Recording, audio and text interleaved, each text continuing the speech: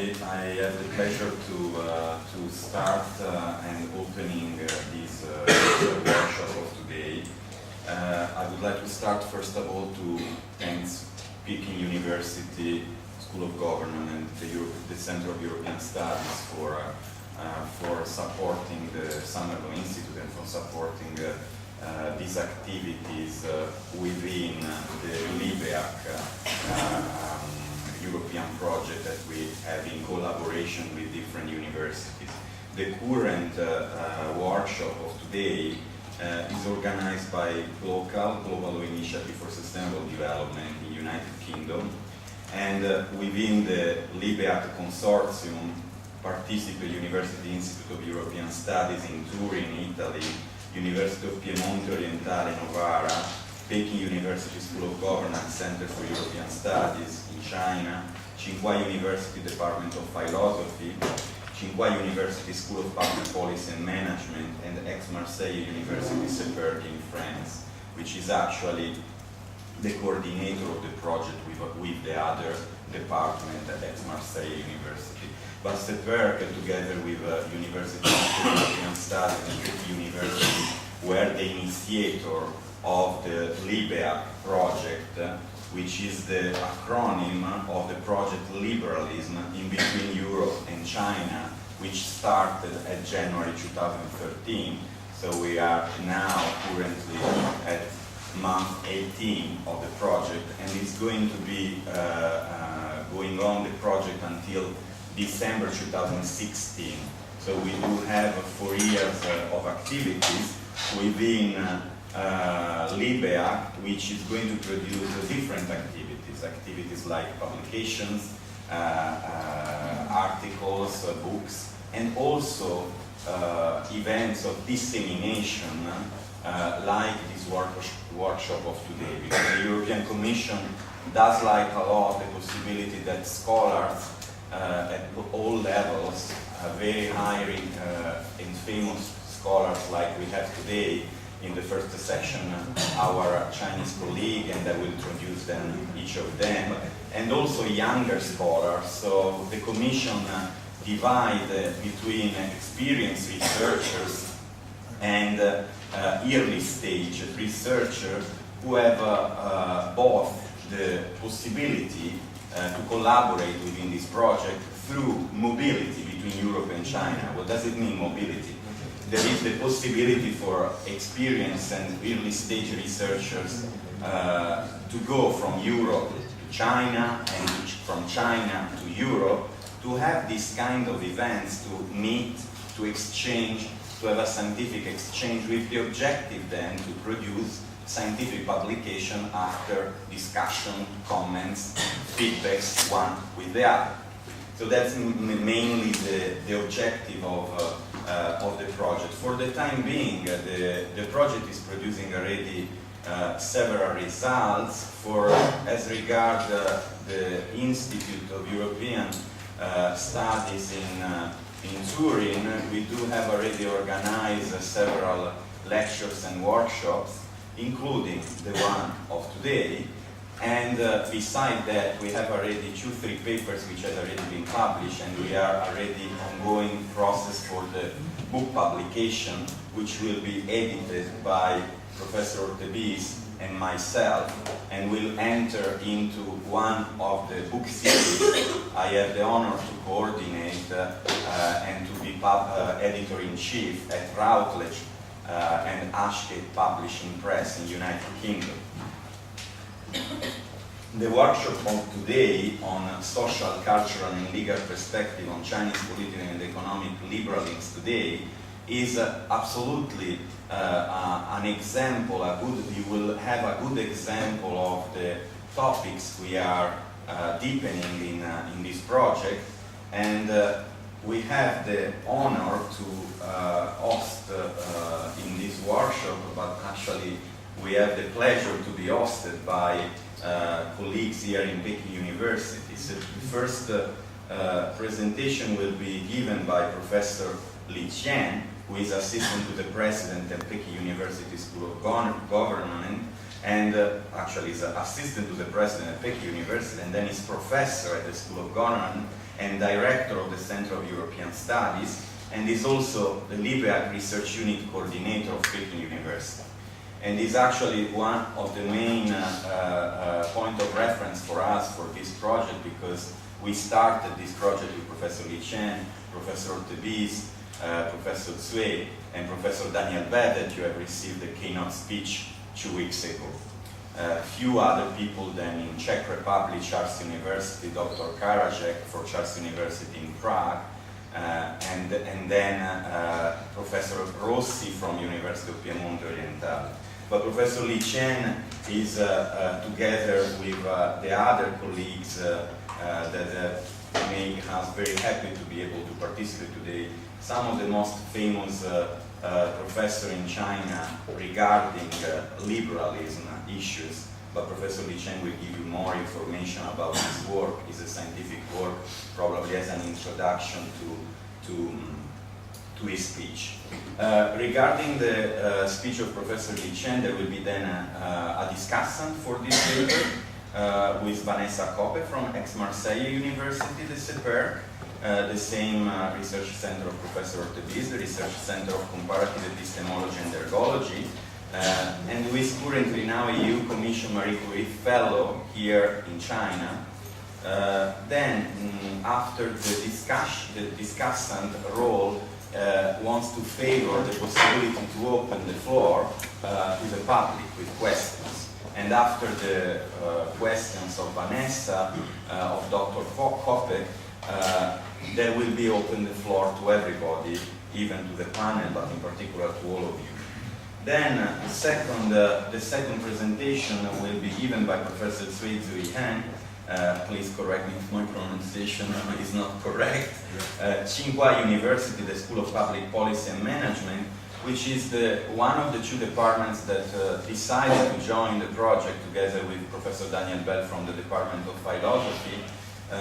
And we are very pleased of the collaboration also with Tsinghua, because Professor Cui and Professor Daniel Bell really represent two of the most important scholars from Tsinghua and from China in certain topics that they will describe better later.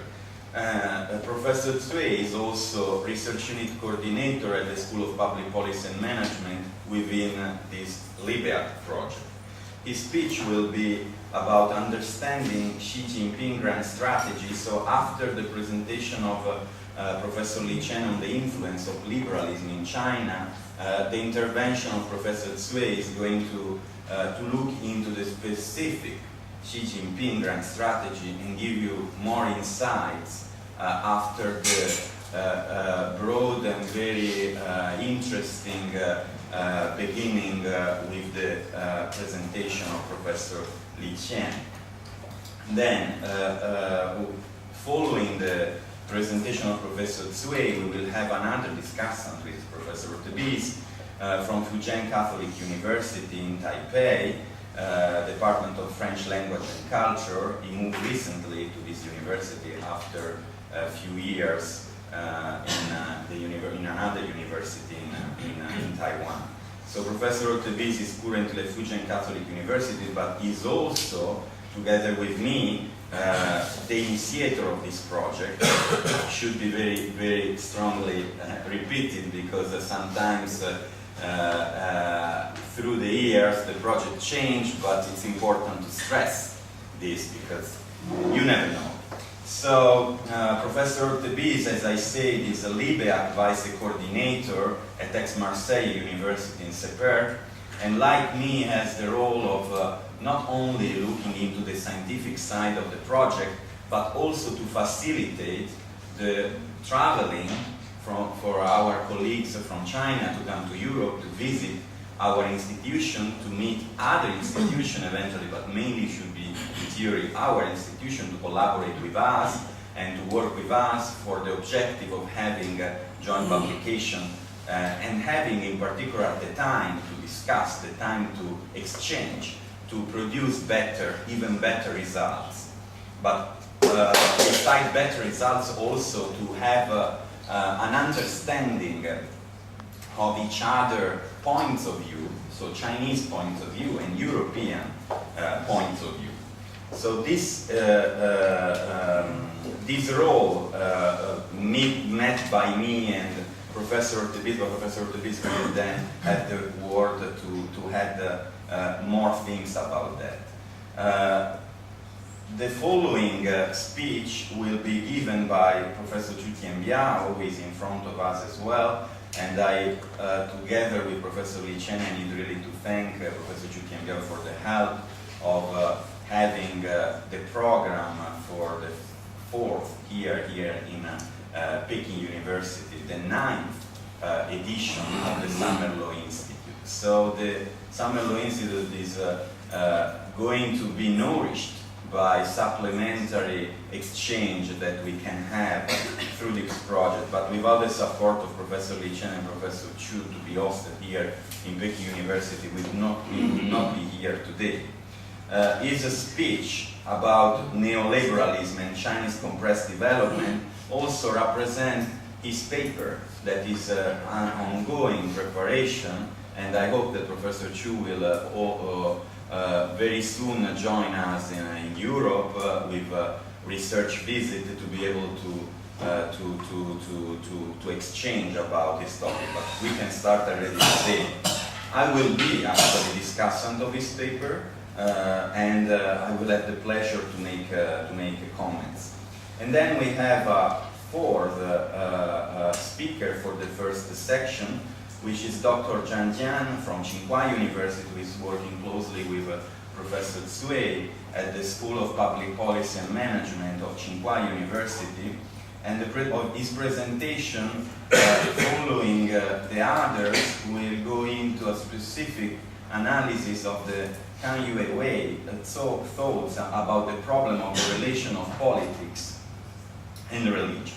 After that, we will have again another roundtable and questions and answers, then a well-deserved break, and then a second session, which is going to be a little bit shorter because it's going to approach the lunchtime, but as you can see, the first section wanted to give you the opportunity to address and to receive insights from Chinese colleagues. Our speech of European colleagues are a little bit shorter because you have the possibility to listen to us during the classes you are following, but also in particular because it will be also the possibility for you to read the book when it will come out. My speech will be about advantages and disadvantages of globalization and liberalism towards social, economic, environmental and cultural rights. From my side, you have already received lectures on relations between IP and intangible cultural heritage. This paper has already been published, so it has been published both in Italian and English, so it's one of the first publication, actually probably is the first publication result of LIBEAC in scientific journal, because as far as I know for the moment no other people has published something. Then the second presentation from Professor Ortebis will be on the future of Chinese liberalism and the limits of developmentalism. And Professor Ortebis will give an insight on these issues. Then Professor Fernando Diaz-Simoes from University of Macau, who is also member of the Scientific Committee of Global Law Initiative for Sustainable Development in the United Kingdom, will give his presentation about from civic behavior to environmental citizenship. And Professor Diaz-Simoes will be the last speaker of today. So we tried in this workshop to give, after a very relevant and strong theoretical side on the first panel with our Chinese colleague, also from our European side to give our points of view on concrete supplementary example, but of course it will be from our perspective. We can try our best to be as Chinese as possible, but we of course cannot integrate or becoming, and this is also the advantages of having an exchange to understand better. understand better that I hope that during the presentation, but also during the roundtable discussion, will be even go further. With the morning session, we'll finish the workshop because we decided that it was probably too much to go even longer in the afternoon. But I'm sure that if you have questions or the presentation of today will raise issues, you will have the time to discuss with us. Now I'm already late now, so I have the pleasure to give the word to Professor Ortebise to describe to all of you very shortly the objective of LIBEAC, which I try also to introduce, but you will have more insights during the presentation. So thanks for your attention.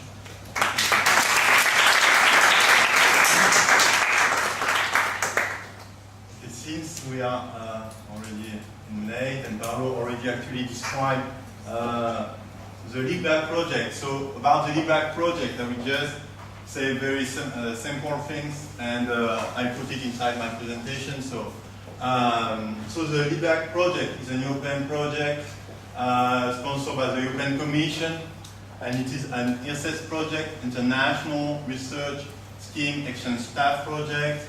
And this project is a €6,100 project for the 4 years. The leading institution of the project is Marseille University, with a coordinator in GRECAM, the Institute for Economy, Sergi Campagnolo, and a coordinator in CEPER, myself. So in this European project, in this LIBEAC project, there are several institutions, University of Oriental Piedmont, apart from Aix-Marseille University, University of Oriental Piedmont, Institute of European Studies, Charles University, Tsinghua University, Peking University, and also Hokkaido University, and now also Gokong. Okay, and there is a website where you can have more information about the project. The website is in Chinese, in Japanese, in French, and in English.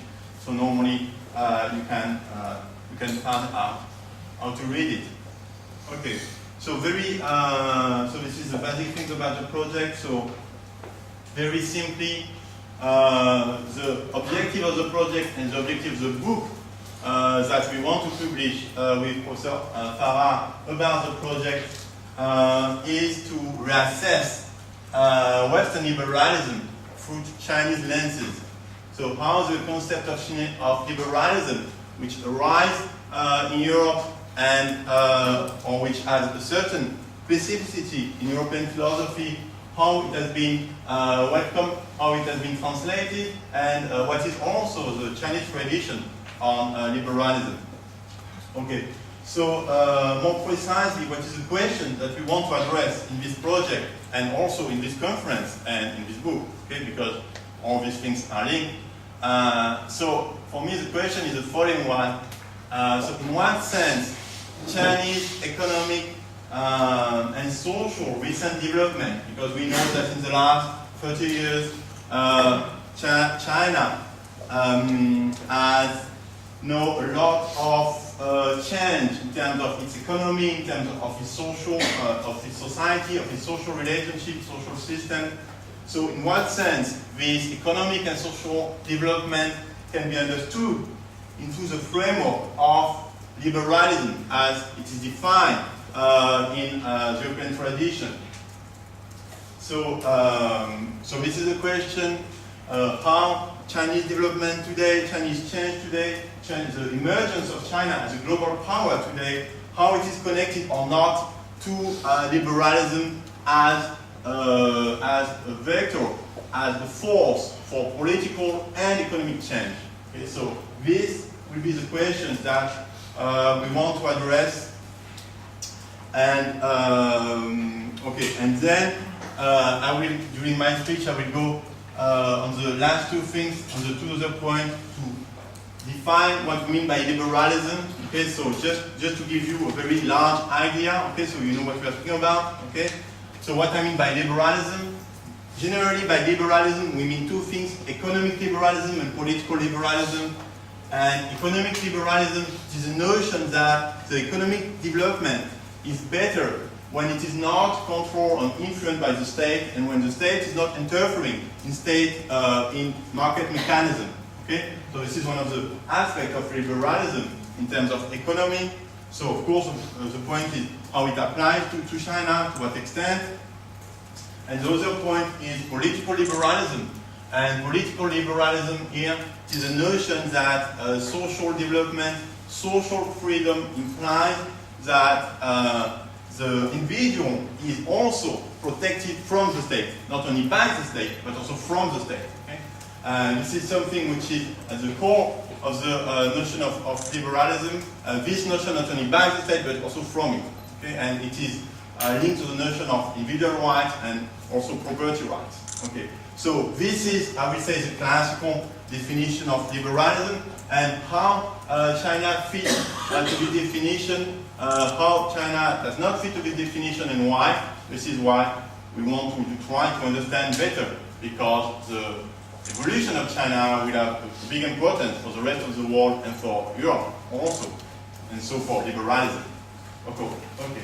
So this is basically the things that we will discuss today. I mean the global framework of the discussion and of the project. So in what sense liberalism can be applied to China, and to what extent, and if not, why, and what is the new model of development that China is providing, okay? Of economic and social development that China is providing, if it's not liberalism. Okay, so this is a very short presentation of the project, and also of the main perhaps topic of the conference. So now we start with the first session, and we have the pleasure to ask Professor Li to